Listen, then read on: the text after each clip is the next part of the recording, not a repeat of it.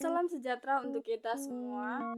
Perkenalkan, nama saya Aji Jajung Umaya dari Universitas Evarina, Prodi PGSD semester 3 dengan NIM 2312030022. Dengan video kali ini saya akan menjelaskan sedikit tentang implementasi filsafat pendidikan pada sekolah dasar.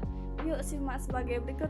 Kan menurut Nurdin 2019, pendidikan idealisme memiliki tujuan utama, yaitu untuk dapat membantu pribadi peserta didik dalam mencapai kebijaksanaan, yaitu keabsolutan dan bersatu.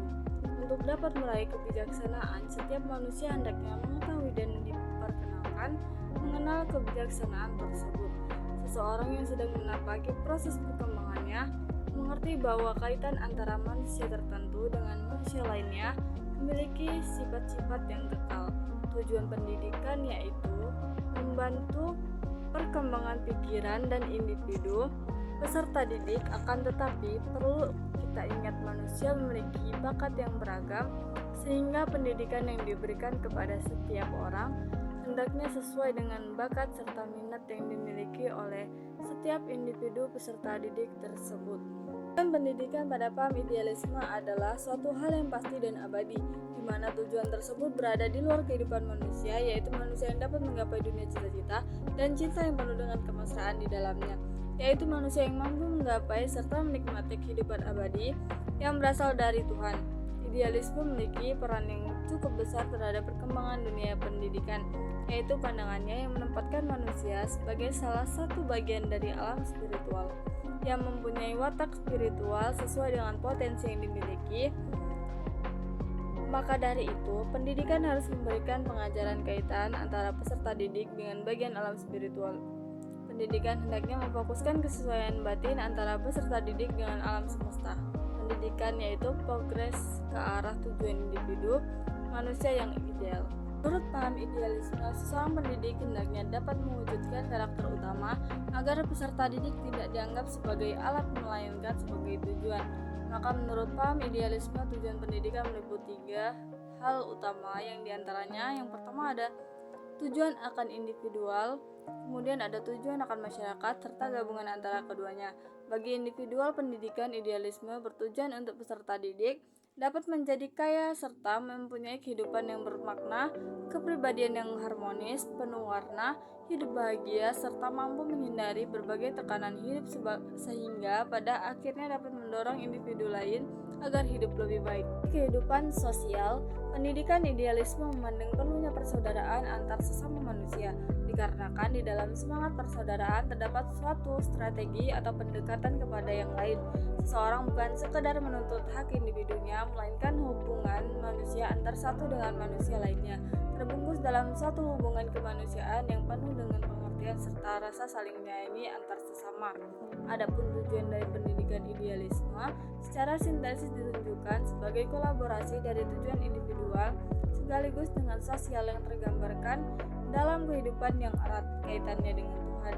Pandangan tentang pendidik dalam pandangan filsafat pendidikan, pendidik menempati posisi yang sangat krusial, seperti yang dijelaskan oleh Muslim 2022, bahwa seseorang pendidik harus unggul atau excellent karena peran pendidik yang menjadi teladan dan sebagai pedoman bagi peserta didik dapat diikuti baik dalam kehidupan sosial atau moral ataupun intelektual. Para pendidik harus memiliki rasa komitmen yang kuat.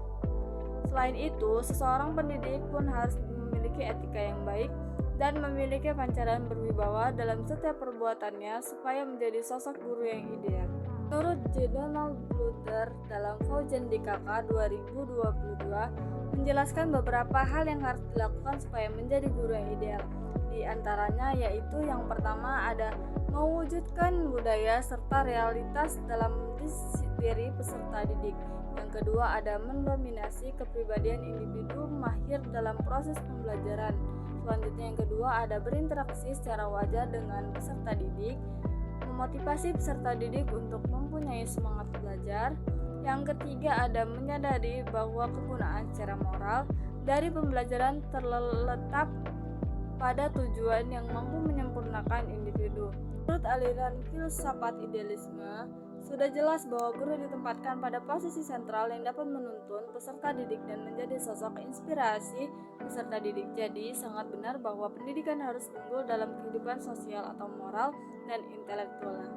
Kesimpulan yang dapat kita ambil bahwa berdasarkan kesimpulan studi tentang topik yang mendasar dan umum, seperti keberadaan, pengetahuan, kebenaran, keindahan, dan hukum dikenal sebagai filsafat. Filsafat di sisi lain adalah pemikiran rasional tentang sifat umum dunia metafisika, pembenaran keyakinan, perilaku hidup etis, atau teori nilai. Filsafat pendidikan adalah hasil pemikiran dan refleksi yang luas tentang dasar-dasar pendidikan. Filsafat adalah jalan keluar pendidikan menjadinya, dan filsafat dapat digunakan untuk memecahkan semua masalah pendidikan.